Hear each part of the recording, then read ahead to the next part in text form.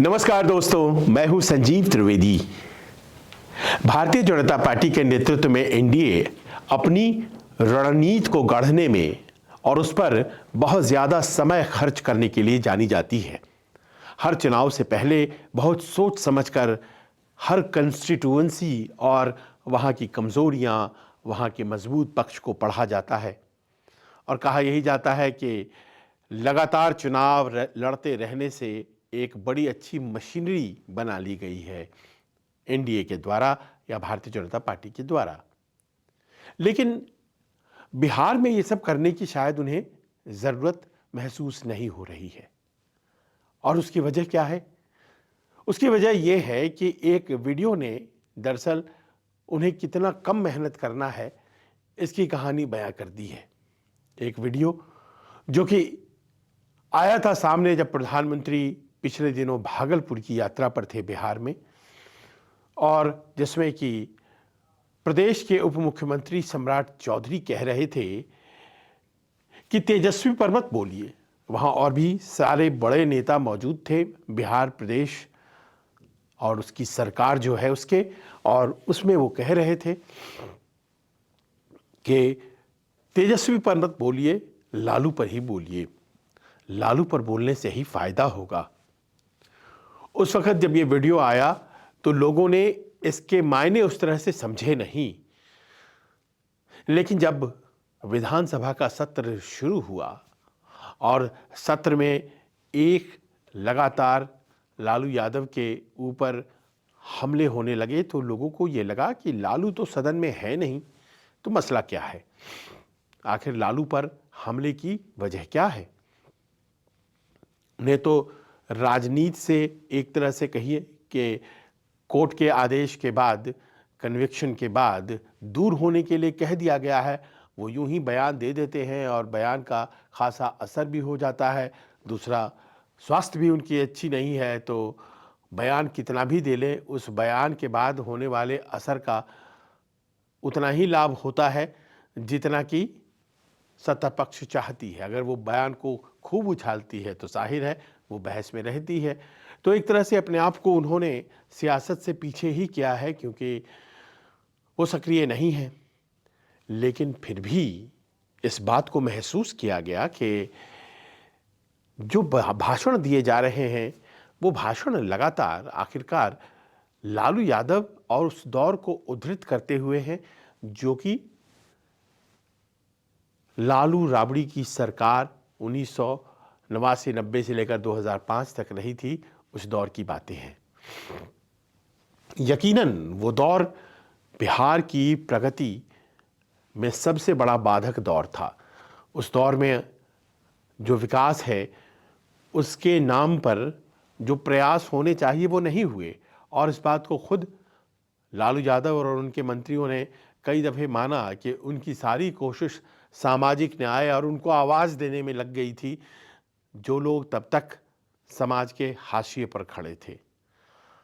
लेकिन समाज के हाशिए पर खड़े थे, उन्हें आवाज़ दी गई, पर धीरे धीरे वो जो एक समाजवादी दृष्टिकोण था उसमें परिवार का पुट आता चला गया और सत्ता से चिपके रहने का एक मंतव्य भी आता चला गया। खुद जेल जाने के क्रम में अपनी पत्नी को कुर्सी थमाने की बात और जेल से सत्ता चलाने की बात, अपने मित्र और अपने करीबियों के द्वारा किए जा रहे भ्रष्टाचार के प्रति आंख मूंद लेने की बात, कानून व्यवस्था को बहुत ज़्यादा सुदृढ़ न कर पाने की बात, और भी तमाम चीज़ें।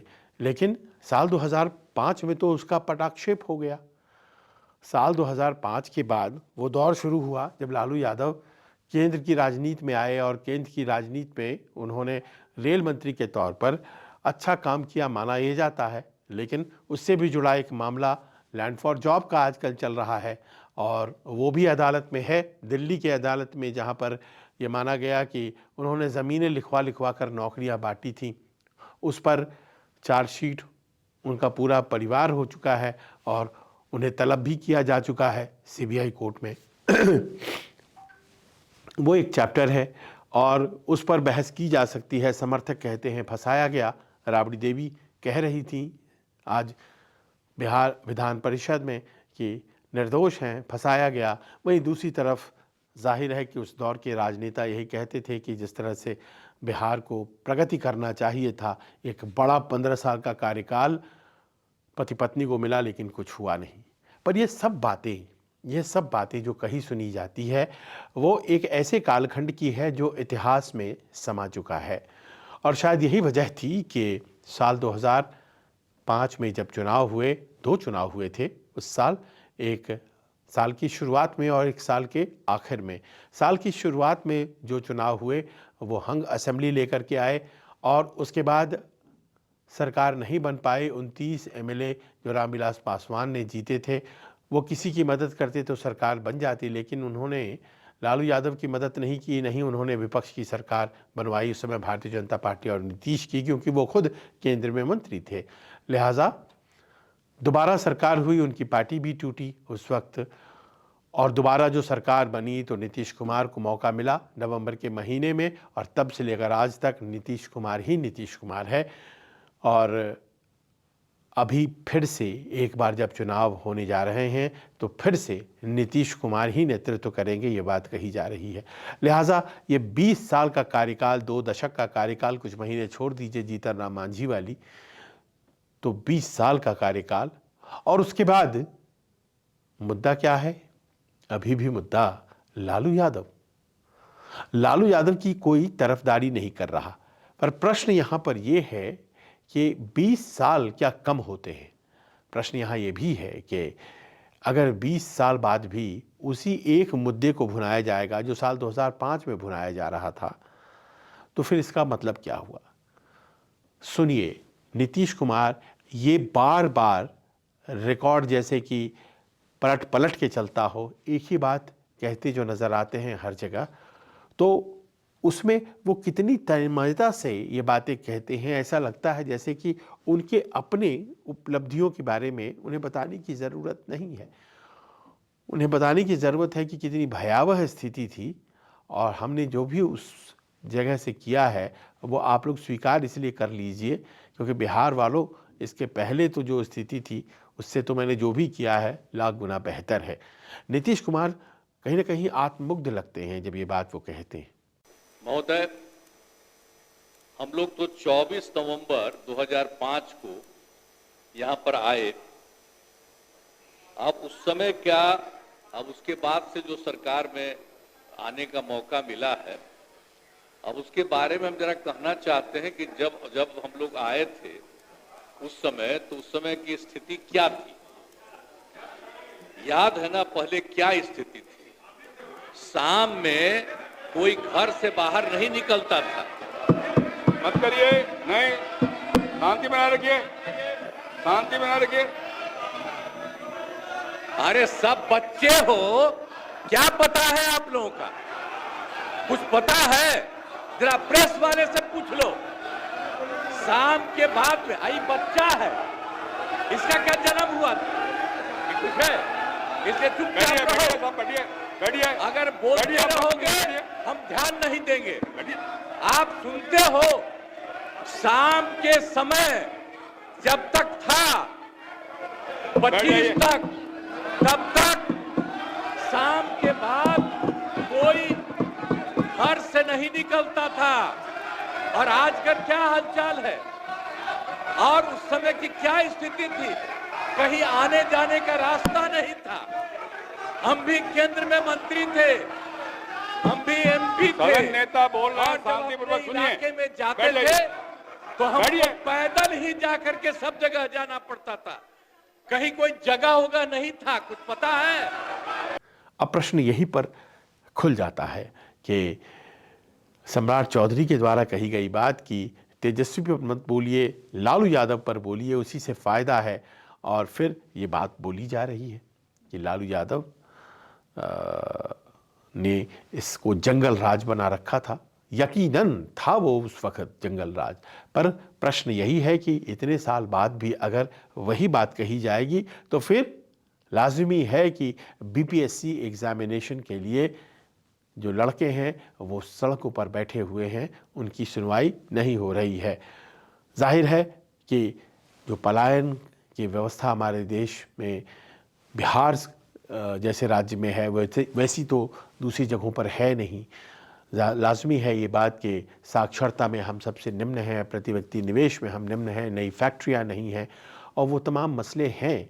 लिहाजा अपनी उपलब्धियों को बताने से ज़्यादा बेहतर है कि दूसरी की वो जो नेगेटिविटी है उसे बार बार लोगों के सामने लाया जाए और बताया जाए कि अगर हमको हराया तो फिर से वही दौर आ जाएगा।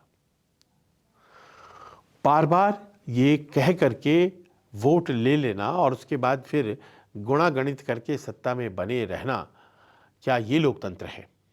क्या लोगों के मताधिकार का जिस तरह से प्रयोग होना चाहिए वो सही जगह पर या सही उद्देश्य की पूर्ति कर पाता है?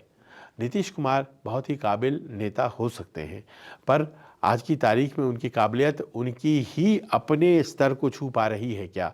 क्या वो उतने काबिल हैं जितने कि साल 2005 में या 2010 में हुआ करते थे? और अगर इसका जवाब ना है तो क्या नए लोगों को मौका नहीं मिलना चाहिए?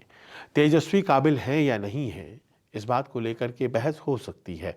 हो सकता है कि उनसे बेहतर काबिल लोग हों, हो सकता है कि नए चेहरे हैं, चिराग पासवान हैं, प्रशांत किशोर हैं, और भी लोग हैं, मुकेश सहनी हैं। हो सकता है कि उनके आसपास एक समर्थन जुटे, लेकिन जो गुणागणित है उसमें तेजस्वी आगे समझ में आते हैं, क्योंकि जो सपोर्ट बेस है उनका बेहतर है और उनके ऊपर हमला नहीं करना है। क्यों नहीं करना है? क्योंकि उन्होंने रोज़गार की बात की थी, जो बिहार की सबसे बड़ी ज़रूरत है आज की तारीख में, जिसे पाने के लिए लोग बाग ट्रेनों में सवार होकर के न केवल भारत में दूसरे राज्यों में बल्कि विदेशों में, मिडल ईस्ट से लेकर के और पता नहीं कहाँ कहाँ चले जाते हैं। भारत का सुदूर से सुदूर क्षेत्र हो, चाहे वो लद्दाख हो या अरुणाचल, आपको अगर वहाँ पर कोई लेबरर मिलेगा जो कि रोड कंस्ट्रक्शन में काम कर रहा है तो उसमें बिहार से आने वाले लोगों की अधिकता होगी। तो ऐसी परिस्थिति में फिर से लालू यादव की इसी बात को याद करा कर के वोट लेने में आखिरकार बुद्धिमानी कैसी है? क्या अपनी उपलब्धियों के दम पर वोट नहीं ली जा सकती हैं? एक उदाहरण ये है कि तेजस्वी यादव ने माई बहन योजना के तहत 2500 रुपये मैं दूंगा अगर चुना जाऊंगा, ऐसी बात कही है। और भी दूसरे राज्यों में आप जानते हैं कि महिलाओं को, दिल्ली जैसे अभी उसका उदाहरण है, 2500 रुपये दिया जाएगा। भारतीय जनता पार्टी ने कही। इसी तरह का एक वादा कर्नाटक में किया गया कांग्रेस की सरकार के द्वारा, हिमाचल में भी किया गया, महाराष्ट्र और मध्य प्रदेश तो इसके ताज़ा उदाहरण ही हैं। और ये वादा करके कई किस्तें दे करके महाराष्ट्र में चुनाव में जाया गया था, 5 किस्तें दे दी गई थी। बगल के झारखंड में हेमंत सोरेन ने 3 किस्तें दे दी माई बहन योजना के तर्ज पर। वहाँ पर उन्होंने मैया सम्मान योजना शुरू किया था, 3 किस्तें दे दी, लेकिन बजट में इस तरह की किसी योजना की कोई घोषणा बिहार में नहीं आई, क्योंकि बिहार की अर्थव्यवस्था इस बात की इजाज़त ही नहीं देती है। कर्ज पे टिका हुआ बिहार का बजट अपने आप में उस तरह के संसाधनों को जोड़ने में सक्षम नहीं है कि वो वहाँ की महिलाओं को हर महीने कुछ हज़ार या कुछ 100 रुपए दे सकता हो। तो अगर ऐसी स्थिति है तो जाहिर है कि उपलब्धियों के बारे में बात कम होती है। बाहर में जहाँ भी आप जाएं, बिहार के लोग काम करते हुए नज़र आते हैं, पर बिहार के निर्माण में उनका अपना कोई योगदान, उनकी भूमिका हो, इस बात को लेकर के सरकार चिंतित नज़र नहीं आती है। इस बात की चिंता उसे नज़र नहीं आती है कि बिहार में कई फैक्ट्रियां खुली हैं क्या, जैसे कि बगल के उत्तर प्रदेश में, मध्य प्रदेश में, हरियाणा में, राजस्थान में खुलती हैं, गुजरात में खुलती हैं। पर कैपिटा इनकम बिहार का क्या है? ये तमाम मुद्दे गौण हो जाते हैं। मुद्दा आता है लालू यादव का जंगल राज दोबारा आ जाएगा। साल 2005 के पहले कोई घूमता था क्या? बाहर कोई निकलता था क्या? मैं लौट कर आया हूँ तो मैंने बिहार में राम राज ला दिया, लोग 11 बजे तक घूम रहे हैं। अगर इस बात को ही लेकर के चुनाव जीतना या हारना है तो फिर ये लोकतंत्र की जीत कैसे है? प्रश्न यहाँ यहीं पर है। और कब तक उस प्रदेश के चुनावी मुद्दे के तौर पर लालू प्रसाद यादव रहेंगे, ये अपने आप में एक ऐसा सवाल है जो नीतीश कुमार की बातों को सुन करके कहीं ना कहीं प्रश्न के तौर पर सामने आता है। शायद यही वजह है कि तेजस्वी यादव ने ये बात कहनी ज़रूरी समझी कि क्या सब कुछ साल 2005 के बाद ही हुआ है। तो सच तथ्य में बोलबे नहीं करेंगे, वो तो अपना पुराना बात जो बोलेंगे वही बोलते रहेंगे। खैर 2005 से पहले महोदय क्या था? 2005 से पहले आदरणीय नीतीश कुमार जी 55 साल के थे। उससे पहले वो रेल मंत्री और मुख्यमंत्री भी बन चुके थे और इंजीनियरिंग की पढ़ाई भी पटना यूनिवर्सिटी में कर चुके थे। बताइए 2005 से पहले वो इंजीनियर बन गए थे। कहाँ बने थे? यही पटना में ना, यानी कि यूनिवर्सिटी था, कॉलेज था, है कि नहीं? हाँ, इंजीनियरिंग कॉलेज था, सब था, इंजीनियर बन चुके थे। आज जिस भवन में हम लोग बैठे हैं विधानसभा का, जिसमें चर्चा हो रहा है, वो 2005 से पहले 83 साल पहले की है। 83 साल पहले की है, 2005 से पहले। तेजस्वी भी अपने आप में पूरी बात कह रहे हों ऐसा तो नहीं है, क्योंकि ये तो हकीकत है कि उस कार्यकाल में जो कि 15 सालों का था, उसमें जो हुआ है वो एक नज़ीर की तरह है। पटना हाई कोर्ट ने अगस्त 1997 में जंगल राज शब्द का इस्तेमाल किया था, कोई राजनीतिक दल ने नहीं किया था। और जिस तरह की बातें पिछले दिनों कही गई थी तेजस्वी यादव के मामा के द्वारा कि अपहरण और फिरौती जिस तरह की एक उद्योग की शक्ल ले रहा था, उसमें बड़े बड़े लोग इन्वॉल्व थे, ये सब ऐसी बातें थी कि वो काले अध्याय को बिहार की याद करती हैं। पर एक लिमिटेड पॉइंट एक आम बिहारवासी का तो यही होगा ना कि वो ख़त्म हो गया, उसके बाद से 20 साल आपको हमने दिया, आप उसका हिसाब दें। तो इधर उधर की न बात कर, बता ये काफिला क्यों लूटा, मुझे रहजनों से गिला नहीं, तेरी रहबरी का सवाल है। लूटने वालों से नाराज़गी नहीं है, आपकी चौकीदारी उसको बचा नहीं पाई, ये बड़ा प्रश्न है। और ऐसे में जाहिर है कि चयन बहुत ही सोच समझकर बिहार के लोगों को करना चाहिए। कोई एक मुद्दा जिसके दम पर राजनेता हर 5 साल पर वोट लेकर निकल जाए आगे, ऐसा नहीं होना चाहिए। और अगर ऐसा हो रहा है और लोग बाग उस झांसे में आ जा रहे हैं, तो फिर गलती नेताओं की नहीं, गलती जाहिर है लोगों की है। बिहार में नौकरियां नहीं हैं, देश भर में बिहारी नौकरी कर रहे हैं, लेकिन देख रहे हैं बिहार की तरफ, क्या कुछ बदलाव वहाँ हो सकता है, क्या कोई नई बात सामने आ सकती है। लेकिन उसी लालू प्रसाद यादव, उसी जंगल राज की बात बार बार करके नीतीश कुमार क्या उन बिहार के लोगों की उम्मीदों पर खड़े उतर पा रहे हैं, जो रोजी रोटी की तलाश में अपने घर, अपने माँ बाप को छोड़कर सालों से बिहार से दूर दुनिया के विभिन्न इलाकों में पड़े हुए हैं। आपको क्या लगता है? आप भी अपने कमेंट्स के जरिए हमें बताइए। नमस्कार, मैं हूं मानक गुप्ता। अगर आपको हमारा ये वीडियो पसंद आया हो तो इसे लाइक और शेयर जरूर करें, और हाँ, हमें सब्सक्राइब और फॉलो करना ना भूलें, ताकि आप देश और दुनिया की कोई खबर मिस ना करें। तो जुड़े रहिए हमारे साथ और देखते रहिए न्यूज़ 24।